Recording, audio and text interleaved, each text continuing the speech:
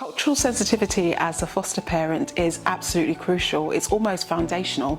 So to have a child and have all of them holistically looked at is going to foundationally be important for their upbringing. You know, it's something important to build on. If that side of it, the cultural sensitivity side, is not really there, it means that that child is not seen, which can also create later traumas, and that's kind of what we're trying to avoid when you're a foster parent. Anyone can meet any child, firstly, just to put it out there. Anyone can meet any child's identity needs. You just need to educate yourself in it. So basic things such as, for an Afro-Caribbean person, our hair is so crucial. That's part of our identity. It's what makes us us. So to know how to look after it, know how to take care of that child's hair is really important, because then it builds their self-worth. It adds just that little bit of kind of respect to that child that they deserve, like everybody else does, and that's, you know, really crucial. There's so many different, you know, things to consider, even things such as how we talk. You know, as Afro-Caribbean people, we're quite expressive with our hands, and if that's not looked at in a sensitive way, it may come across as being aggressive.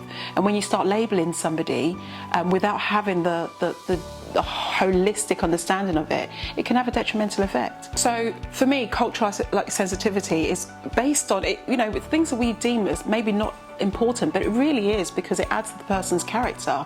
Say, for example, I had a child who had completely different texture hair from me. She was Caucasian, and I, in my head, started applying some of the products that I would use for my daughter who's got afro hair, and obviously it did not work well. And it's just basic things like educating yourself on that, because, you know, what works for one doesn't work for another, and if you're not taking that time out, it's almost saying that you don't care. You know, looking at my foster sons, for example, how my boy carries himself. He's walking in school, and so many times we got told that, you know, he's very intimidating with how he carries himself. Well, actually he's not. He's just an expressive boy. And if I'm not aware of that, I will believe what the teacher says. But when I, you know, being aware and educating myself in that, I'm asking them questions, and they're, you know, having to ask themselves those questions as well. And it's just about education. In fostering, I think it's really important that we try to match as much as possible. Now, when I say that, it sounds so simple, and it isn't. There's so many different layers to it, because even in a black household, there are many different cultures within that. So we've got Caribbeans, we've got Africa. It's just, it's such a wide varied. So it doesn't necessarily mean just because that child's been placed with a black person, it means that they are culturally covered, because no, it doesn't. Everyone needs to have education in some way.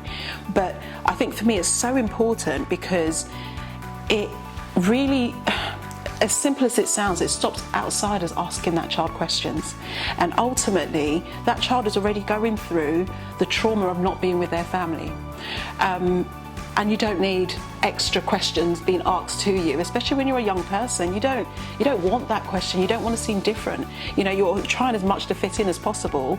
You know, having those kind of big questions could be a bit too much. So if we could place as much as possible, it helps that child.